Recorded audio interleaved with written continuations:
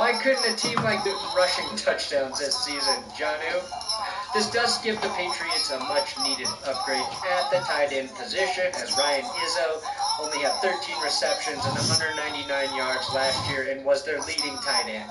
Their two rookies, Devin Asiasi and Dalton Keene, combined for 5 receptions. Cam Newton, with his 2 receptions and a touchdown, tied Asiasi for production in terms of catching balls. Now, Johnny Smith had 8 red zone touchdowns last season, which was 1 more than the Patriots had as a team.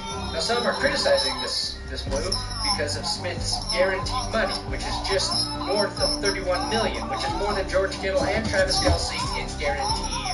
The Patriots aren't paying a lot of money for a quarterback right now, so they can overspend a little bit at some positions of need. Remember, the Chiefs, after letting 3 starting linemen walk, had to restructure Mahomes, Kelce, and Chris Jones, all of their contracts, all within a year of those guys signing their extension. Now, Johnny Smith is not as good as those tight ends I just mentioned, but that's not how NFL contracts work. It's all about when you hit the market, and Smith, next to Hunter Henry, is the best available tight end right now, and that's why he got paid like a top guy at his position. Now, the Patriots weren't done with just Johnny Smith. They also signed defensive tackle Devon Godchow and Matthew Judon. Yep, the Patriots got Matthew Judon on a 4-year, $56 million deal, and then they signed Jalen Mills for 4 years, $24 million. Then they signed wide receiver Nelson Aguilar to a 2-year deal, formerly with the Raiders, and they did that after I shot this episode. So some of their number totals might be a little different than I initially said, but fuck it, I'm not going back to redo math. Must have a damn fine one, because then they went on to sign Kendrick Bourne after I was done with this stupid video. So they are stocking up on weapons, finally. And maybe a Patriots Buccaneers hate bowl? I could maybe watch that. The $146 million they spent in 3 hours, almost half of what they spent the last 10 years. It's crazy. I just don't remember where we have ever seen the Patriots aggressively pursue more than one guy in free agency. Energy, emotion, and excitement. And you can tell Bill Belichick was clearly spooked by his first losing season since 2000.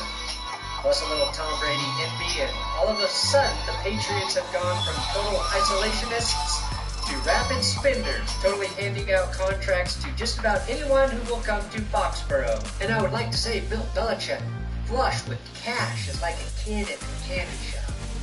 But that visualization has way too much joy attached to it to be associated with Belichick. Now, they call free agency the hot stove in baseball.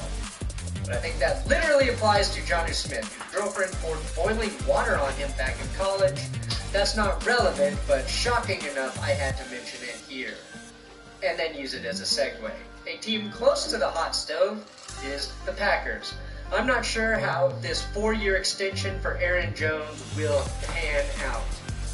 Either Green Bay gets burned by the hot stove or they cook with it.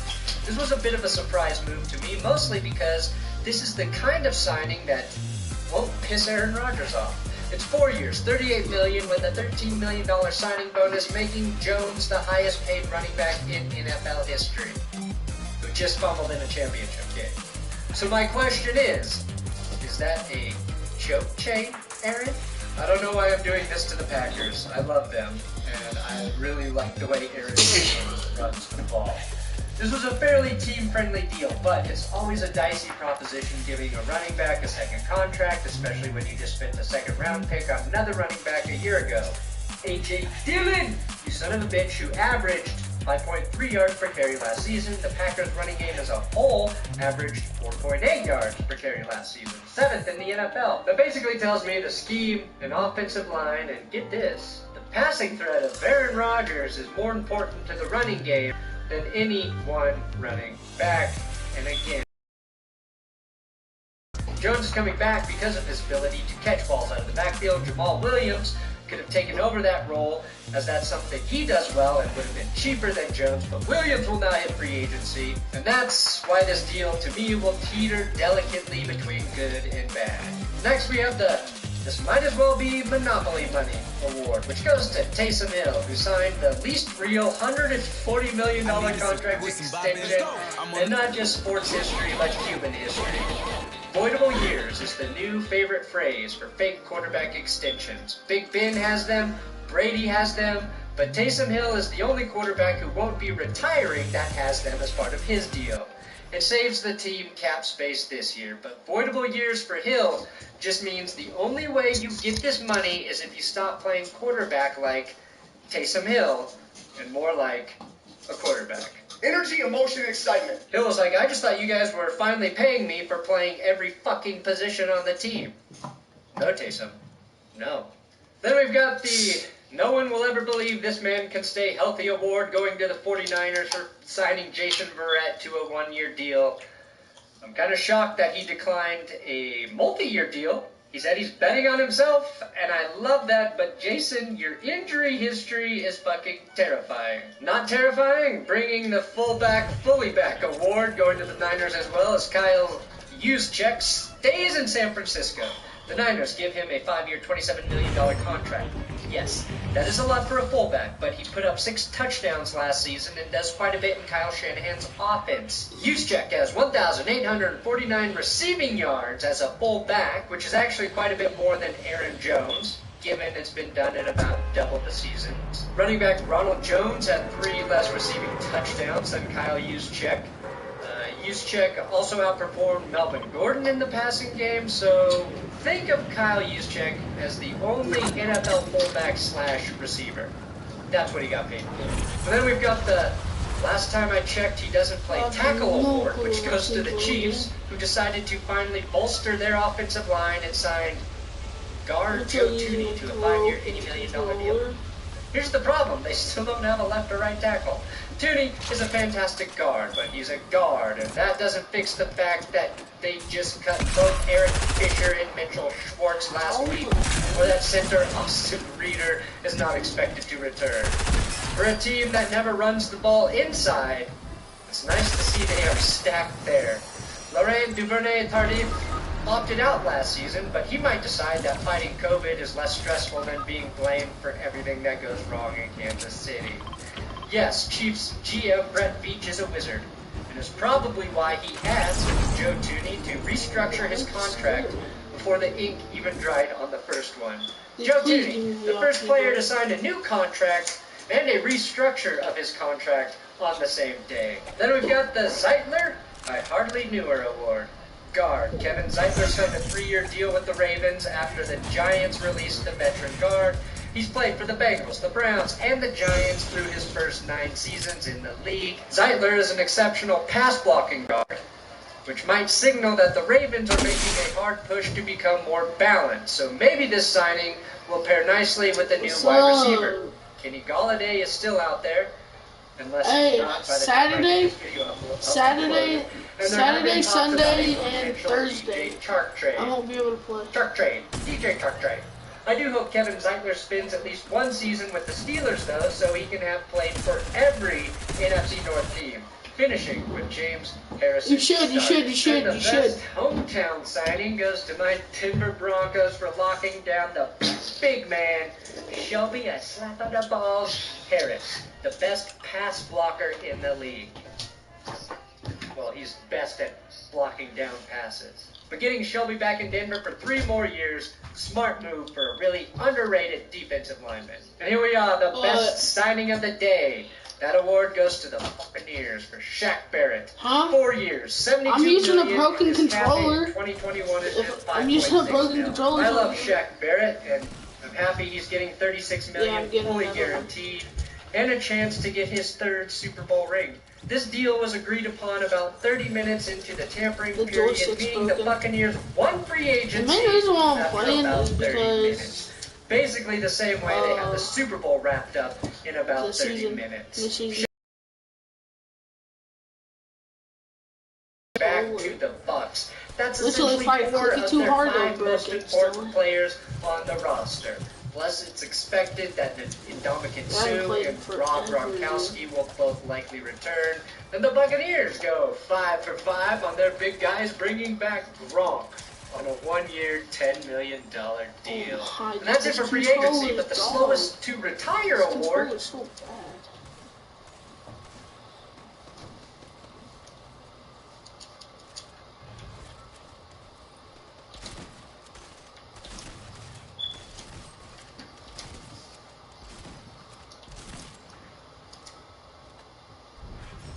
Let's go, dude.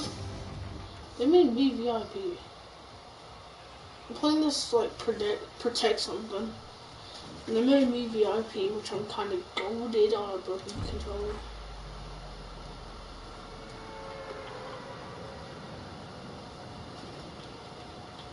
What the heck is this?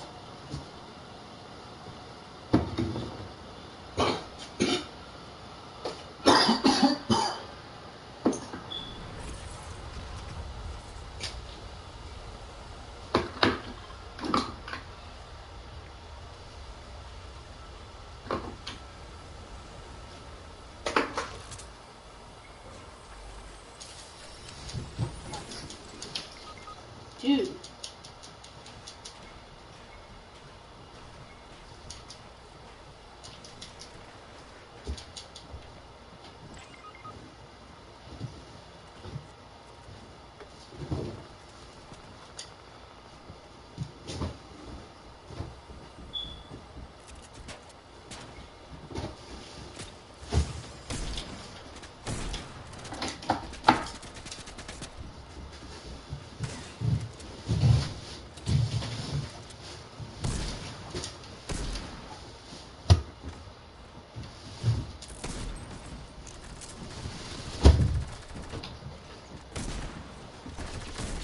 So what's my baby?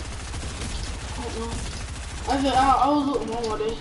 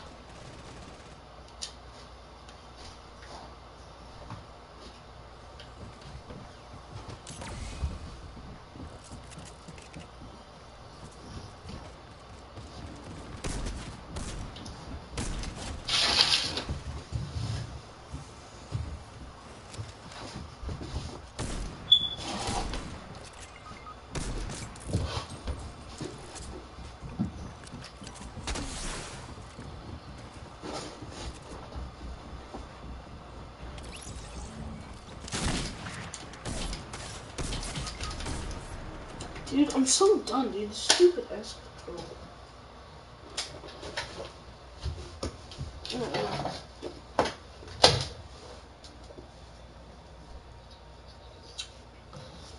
No, I said the stupid ass controller.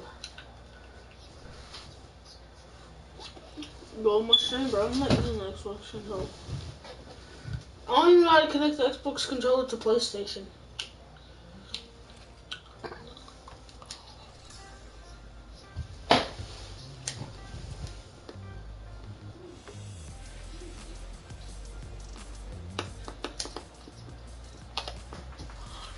I have this ass controller.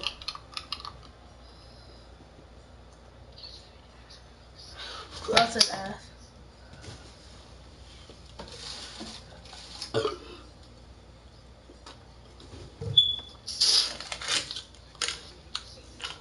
Bro, I'm not playing Arena. When I get a new controller, I'll play.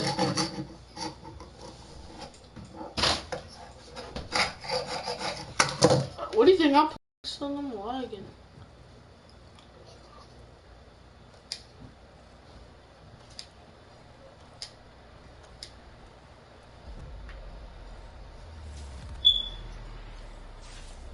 I'm in Arena.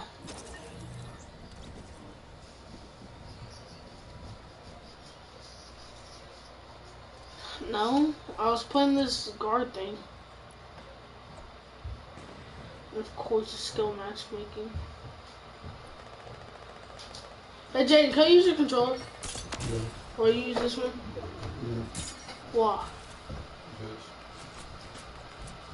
cannot play with this sticky controller. That one can.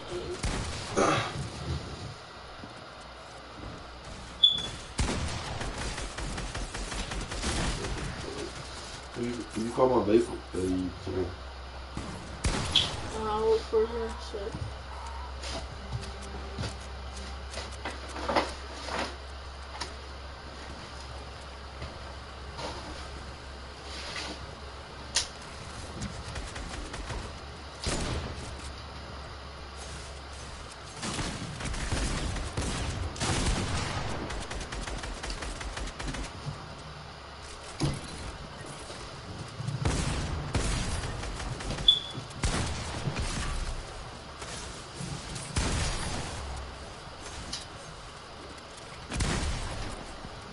Goes to Drew Brees. Brees leads the NFL with the most 3, 4, and 5+ touchdown passing games, and the most 300 and 400-yard passing games as well. And he's the only quarterback in NFL history with multiple 5,000-yard passing seasons. Usually players retire well before free agency begins in order to give their team time to figure out a plan to replace them. Brees waited so long, Sean Payton may actually believe the Taysom Hill-Jameis Winston hybrid is the future of quarterbacking Energy, emotion, and excitement. in the league. Tom Brady has poisoned us all by winning the Super Bowl past the age of 40. It used to be that a quarterback would hit their peak in their early 30s and then play into their late 30s using their craftiness and football IQ to make up for their declining athleticism. Tom Brady never had any athleticism to begin with. So now he's winning because he's been playing in a 40-year-old man's body since he was 24 years old. So, congrats on your retirement, Drew Brees. That's what I'm trying to say. Thanks for watching That's Good Sports. Dude, I swear to God, I'm gonna drop kick whoever keeps on There'll be ending. more free agency news. I will cover as much as I Dude, can. we're gonna lose points Come rapidly. back tomorrow. And the next day. And the next day. Water is an essential part Dude, of our I'm daily playing on a lives. broken controller, so I'm probably gonna die easy Delivered right quick. to your door. Dude, oh my God. And enjoy our These convenient kids, dude, they keep on ending it. Just play. And it's not Okay, we just get it, bro. You're not your We mom also on a provide water team. dispensers, coffee brewers, coffees, teas, and a selection of beverages from your favorite brands. Enjoy the convenience of high-quality, better-for-you beverages delivered to your home or business. And for a limited time, take advantage of $50 off when you sign up for service. Jeez.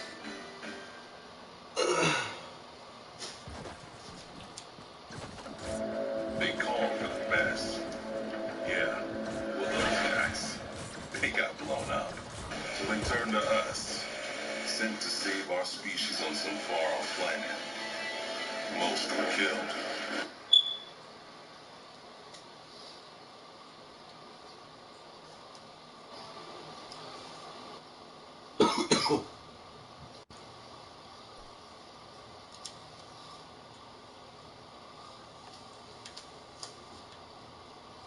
Hey, how's it going, guys? It's Nate here, and welcome yourselves back to the always fantastical world of Skyrim. A realm of mages, monsters, mythical gods, and malicious bandits. The Elder Scrolls V is indeed an enormous game, and such a massive universe is pretty much the perfect breeding ground for an assortment of various theories imagined and propped up by the community. From vampires being the true power behind Skyrim's throne, to the entire dragon crisis being the result of one silly guy's prayer, it seems almost every narrative in this game is up for questioning. So today, we'll be doing a bit of that, as we take a look at another 5 Skyrim theories that are crazy enough to possibly be true. Starting off, the death of Rhaeda and who her killer is may be one of Skyrim's most direct and difficult to answer mysteries. When we first arrive, the small town of Iverstead in the Rift is going through a bit of turmoil. A few months ago, a young girl named Rhaeda mysteriously disappeared. Dude! Her brother, a man named Narfi, seems to have been driven totally mad by the loss of his sister and only relative, and reverted to this childlike mental state. It's a pretty sad thing to watch. There's a short quest we can undertake to locate Rhaeda's remains. Turns out her skeleton can be found in a nearby river, and return one of her lockets to Narfi, to offer him some closure regarding the fate of his sister. But the game never tells us how she died, or who exactly murdered her to death. For years, the community has speculated that maybe Narfi himself killed her, and the reason he's so out of it now is due to internal greed. Others blame the particularly nosy innkeeper for the crime, but nothing Bethesda. Well, some suspect that the killer may not even be a native of Iverstead at all, and that Rada's real murderer is not only far away, but a vampire too.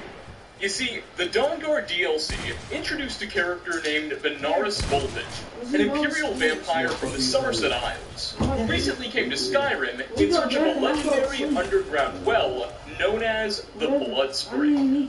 Benaris didn't find what he was looking for, and is using the Blood Spring for all sorts of nefarious activities now, so we have to kill him in Dawnguard. But importantly, Benaris has a number of journals lying throughout his lair that document the last few years of his life and his recent move to Skyrim. In them, he notes that just a few months ago, when he was still searching for the Blood Spring, he was at a tavern called the Vilemer Inn, quote-unquote, looking for some lunch, when he got a lead. Now, the Vilemer Inn, for those of you that don't know, is the name of the tavern in Iverstead. Benaris was there looking for somebody to eat, right around the same time Rada went missing just a few months ago. Could it be that she was his unfortunate victim? Iverstead is such a small community, you would think that if someone else disappeared so recently too, we would have heard something about it. So unless Benaris got a hold of Rada or found some random other traveler, then he just must not have fed during that period. Could it be that our true culprit behind this case never lived in Iverstead to begin with, but is instead hiding dozens of feet below the earth, south of this location? Perhaps this devious undead has been an antagonist in our narrative long before we ever knew. Next on our list, let's talk about the Forsworn, a rebellious faction of people native to the Reach, who seek to make their homeland independent of not just the Empire, but independent of Skyrim too. And the Forsworn aren't above fighting dirty to achieve their goals either. Unlike the Stormcloaks, a similar band of rebels, the Forsworn make a point of terrorizing the innocent. Rather than battling with Imperial forces, they prefer to strike caravans, kidnap travelers, and operate from their various hidden camps and redoubts, where they clearly aren't demonstrating much respect for the Geneva Conventions. In this video, there's actually two different Forsworn-related conspiracies I want to discuss. But we'll start with what might be the more significant one, that they're actually all Daedra worshippers, particularly following the evil Daedra, or at least a lot of the Forsworn are. So, before we get too deep into their religion, I do need to provide a bit of context on literally just turned it down, as this will all become very relevant. You see, long ago, way back in the First Era, the Reach was indeed its own independent place, ruled by its own kings and lords, free of Skyrim or any other empire for that matter. This lasted up until around the year 430 of the First Era, around 3,500 years prior to the events of the Elder Scrolls V, when it was conquered by Skyrim's High King, Olaf One-Eye. After this conquest, while Skyrim's flags did fly in the area's cities, many of the Reach's people refused to accept Nordic rule, and fled into the mountains and hills of the region, where they established their own clans and tribes, and resisted their occupiers, behaving in a fashion very similar to the modern Forsworn, attacking innocents and whatnot. Eventually, towards the end of the Second Era, the Reachmen and their clans began to fizzle out. However, in the Fourth Era they re-emerged, now calling themselves the Forsworn. They briefly captured Markarth during the Great War, but once that ended, the Empire was able to take it back. And now they're back in the hills, and here we are. Okay, but with that established, what does this history lesson all have to do with their current pantheon, practiced by today's Forsworn? Well, I promise we'll get there. Bethesda doesn't confirm anything about the Forsworn religion in Skyrim, We know they're full Dude, of I just got necromancy, raised. innocent people, and they don't seem to revere Talos all that much. So it seems unlikely they're followers of the common Elysian religion that most humans are. At the conclusion of the quest, no one escapes sin of mine. If we side with the Forsworn, they will reward the player with a unique set of armor, known as the Armor of the Old Gods, implying that they may worship these old gods, whoever they are. Problem is, the game doesn't tell us who they are. But many suspect that those old gods are in fact the Daedra. The biggest piece of evidence for this is that ESO we can find a book titled A Life Barbaric and Brutal, written by a Breton woman named Arthenice Belloc, who was captured by a tribe of Reachmen back in around 250 of the Second Era, when the Forsworn were still known as just the Reachmen. Arthenice was kidnapped by a tribe and forced into servitude for a few years as a child, and most of the book is dedicated to documenting that experience. And while doing so, she provides us with considerable insight regarding Reachman's social organization and their pantheon. Evidently, the clan she was captured by was led not by a person, but by a hag raven, and they all worship Namira, Daedric goddess of decay and cannibalism. Allegedly, this group referred to Namira as the Child God, not because they thought of her as really young, but because every once in a while, they would sacrifice a child to her. Whoa. Note how calling her the Child God implies there are other gods they must acknowledge. But I digress. Little more is shared by this book, and not much else is said. However, it seems around 2,000 years ago, the Forsworn must have somewhat, to an extent, accepted the Daedric bro. I cannot do nothing about it. I should also add that the human aspect of her scene, which appears in ESO, has an armor type almost identical to that donned by Reachmen and the Forsworn. Could their dress be an homage or a tribute to them? One last major piece of potential evidence is the fact that the Reach is home to the largest number of Daedric shrines in the game. There's a shrine to Periite, Molag Bal, Ursine, and Namira. We don't know how any of these shrines at all were originally constructed, but it's possible that maybe the Forsworn erected them when they still had control of the region all those millennia ago. It seems these malevolent Daedra may be the only deities willing to tolerate some of the Forsworn's more devious activities anyway. At the end of the day, which gods these barbarians do and don't worship is something only they know. And unfortunately, they won't tell. Let me just put this on a block. Just quiet. Usually the one thing that is preaching. I saw my stuff online.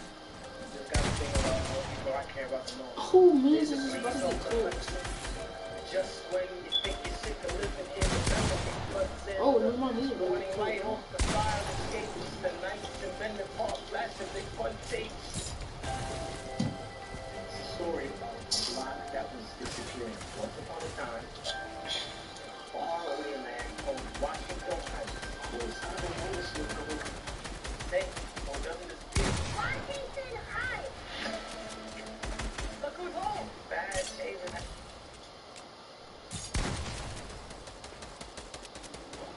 Coming in at number 3, are the Knights of the Nine still out there? So, Skyrim players who haven't dabbled too much into the Elder Scrolls Oblivion and its DLCs may not immediately know what it is I'm referring to.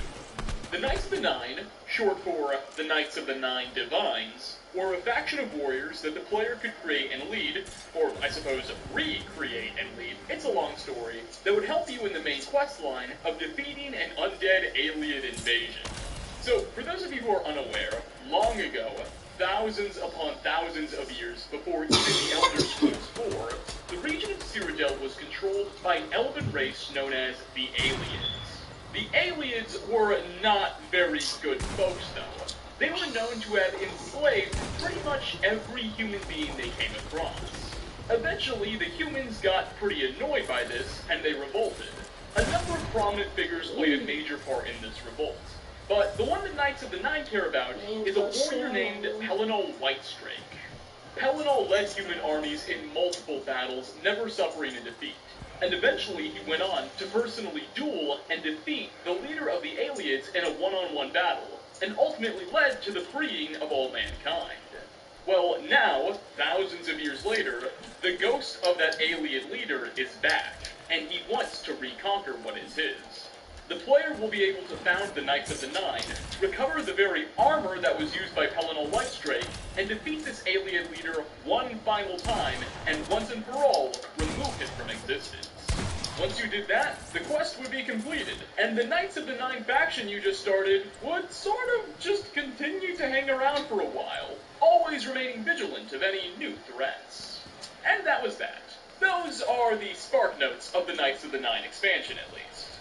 However, following the conclusion of that questline, we're given absolutely no insight in what happened to the Knights of the Nine between the events of Oblivion and Skyrim. We don't know what's happened to them. Considering they are the Knights of the Nine, i.e. they worship Talos, and their entire existence is largely predicated upon dunking on elves who have a superiority complex, one would imagine that if they were still around when it eventually happened, they likely sided with the Empire during its Great War against the Thalmor. The Great War, of course, did not go very well for said Empire, and the Blades, a similar Talos-worshipping, elf-distrusting faction, was largely annihilated. So, it's unlikely the Thalmor would have tolerated the Knights' continued existence either. However, again, we actually have no idea what's happened to them. While the destruction of the Blades is recorded in numerous books, we hear about it in dialogue with other characters, nothing at all exists of the Knights of the Nine. No records. But some players believe that some of the original Knights might still be out there. There's really just one major piece of evidence which supports this notion, that its believers tend to cite. There does in fact seem to be what may be a dead Knight of the Nine we can find in Skyrim. Atop of a glacier nearby the Tower Stone in Winterhold, players can find the skeletal remains of a mysterious person holding up a flag, next to a chest with some random level clues, and a copy of the book, Knights of the Nine, which simply describes the history of the ancient order. Considering the flag and the book, many are of the opinion that this skeleton likely was a knight himself, possibly fleeing north following the events of the Great War, or the destruction of his crew. Again, it's very unlikely the knights would have survived the Thalmor's peace conditions, but maybe they could have ended up like the Blades, and had a few scattered survivors. Whatever happened to these great crusaders, we may never know. We can only hope that if they did perish in the Great War, that they gave the elves one heck of a fight. For fourth spot, after shouting, pretty much anywhere really, it's possible to receive a letter from a courier that will read something like this. Dear player character's name, you caused a bit of a stir in insert location when you demonstrated the power of your Thum. Not everyone is anxious for the return of the Dragonborn. I, for one, desire to see you grow and develop your talents. Skyrim needs a true hero these days. You should turn your attention to insert location here. I understand it holds a mysterious source of power that can only be unlocked by the Dragonborn. Sincerely, a friend. Reading this letter will then unlock the location of a dungeon containing a word wall on your character's map, allowing you to continue growing your Thum. Whoever this mysterious friend is, however, has always been the subject of much debate within the Elder Scrolls community. This person must possess some considerable knowledge about the player's whereabouts, regardless of where you are. I mean, you can get these letters if you shouted in Apocrypha, and they must really have an interest in seeing you develop your talents. With these conditions in mind, the community's developed countless possible explanations regarding who this friend might be. Some say it could be Delphine, others allege it's the Ebony Warrior, who wants you to be as strong as possible for your impending battle. Some even suspect it's Hermaeus Mora, hoping you'll be capable of eventually defeating Miraak. But I've recently taken to liking one notion that puts the blame on the Greybeards, specifically Wolfgar, arguing that he's responsible for sending you these notes. Now, already we know that the Greybeards and their membership have the capacity to sense when the player shouts. And importantly, they also have a clear vested interest in seeing you grow stronger. They want you to defeat Alduin. And heck, even if you don't, they're still rooting for the Dragonborn. Well, the reason there's been a bit of a resurgence in suspicion that it's the Greybeards responsible is that it's been pointed out that one of their members, specifically Wolfgar, carries around a note and a quill in his inventory at all times. Wolfgar is one of the very few characters in the entire game who does this, and you would have to wonder, who exactly is he writing to? At first, it might be easy to assume, oh, he's probably writing to other Greybeards. You know, they don't like to use their voice very often. But even then, it seems they prefer to.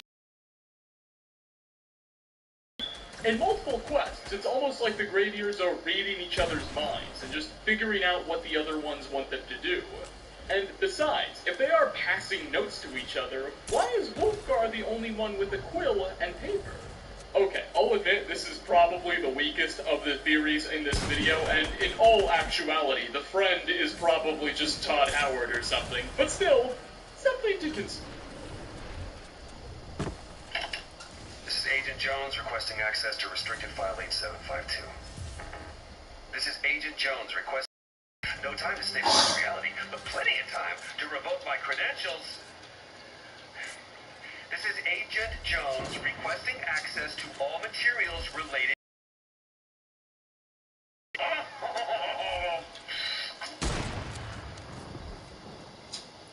Consider. And finally, our last theory in this video, as promised, again concerns the Forsworn. Specifically, that their leader may not be who we think. So, throughout the No One Escapes Cidna quest line, we're told that the Forsworn are led by a man named Madanak, the King in Rags. He's a prisoner currently being held at Cidna Mine, who has allegedly, over the past few years, and despite being a prisoner, been able to pretty successful organize this whole uprising, carefully smuggling out orders and directions